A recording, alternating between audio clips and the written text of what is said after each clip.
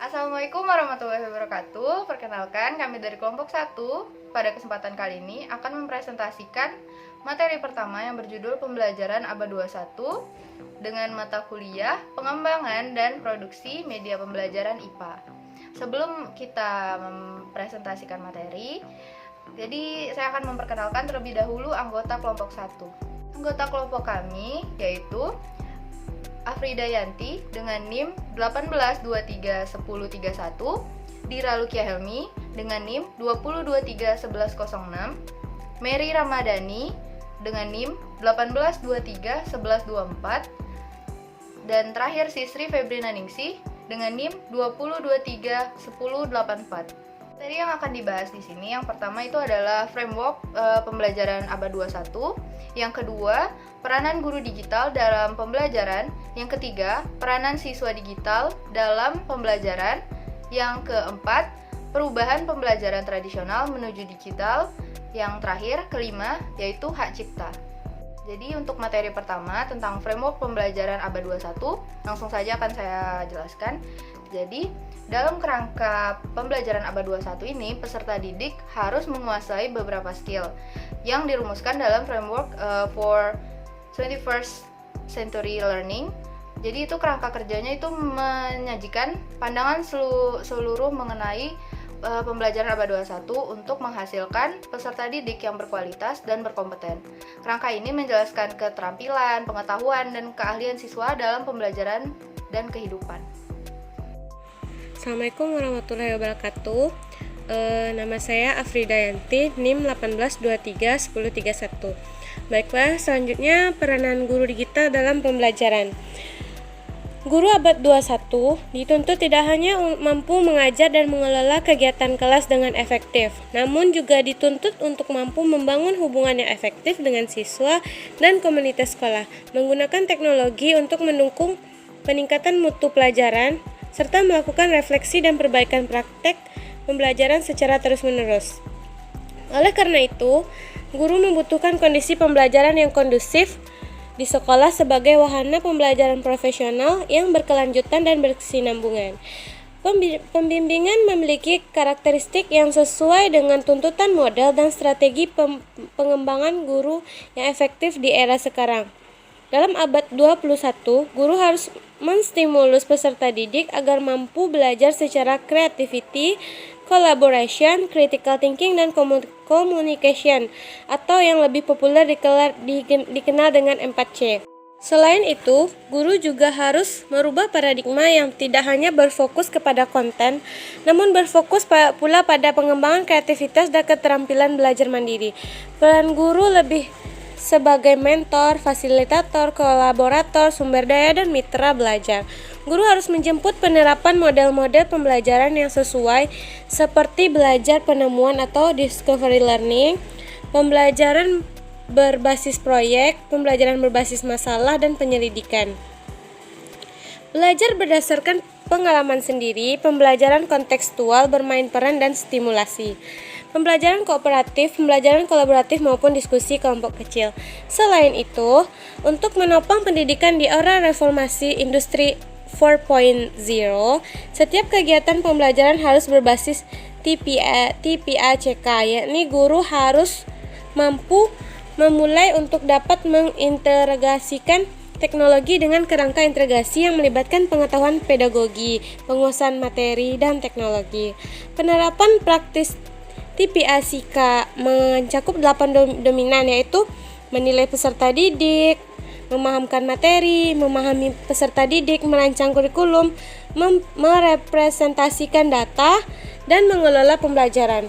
Mendukung strategi pembelajaran, mengelola pembelajaran, dan integrasi dalam konteks mengajar lebih luas.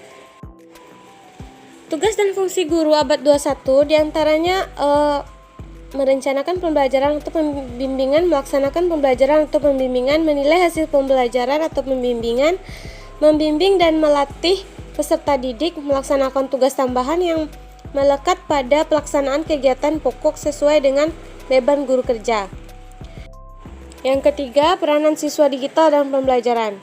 Pembelajaran abad 21 adalah pembelajaran dengan menggunakan teknologi dan media dalam pembelajaran serta pembelajaran yang berpusat pada siswa atau student center, di mana peserta didik harus dipandang sebagai subjek aktif yang memiliki daya seleksi dan daya interpretasi, serta daya kreasi terhadap materi yang diangkat dalam suatu proses pembelajaran. Peserta didik abad 21 diharapkan memiliki kemampuan 4C, yaitu critical thinking, kolaboratif, communication, dan creativity. Sehingga desain pembelajaran abad 21 yang paling ideal untuk menumbuhkan kemampuan 4C tersebut meliputi problem based learning, project based learning, project oriented learning, dan collaborative learning. Selanjutnya yang keempat yaitu perubahan pembelajaran tradisional menuju digital. Yang pertama, pembelajaran tradisional. Pembelajaran tradisional merupakan pembelajaran di mana secara umum pusat pembelajaran berada pada guru dan menempatkan siswa sebagai objek dalam belajar. Jadi, di sini guru berperan sebagai orang yang serba bisa dan sebagai sumber belajar. Guru bertugas mengajar dan hanya memberikan pengetahuan kepada para siswa, sedangkan siswa hanya mendengarkan saja. Pembelajaran tradisional ini dikenal dengan pembelajaran behavioristik. Yang kedua, pembelajaran digital.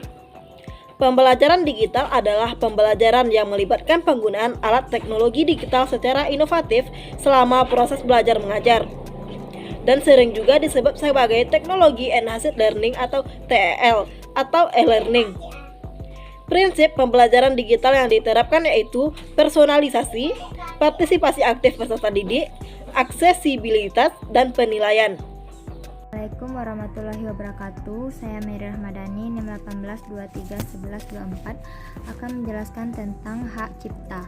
Hak cipta adalah eksklusif pencipta yang timbul secara otomatis berdasarkan prinsip deklaratif setelah suatu ciptaan diwujudkan dalam bentuk nyata, tanpa mengurangi pembatasan sesuai dengan peraturan perundang-undangan. Hak yang tertuang dalam Undang-Undang Nomor 28 Tahun 2014 tentang hak cipta yaitu terbagi menjadi dua. Yang pertama, hak ekonomi.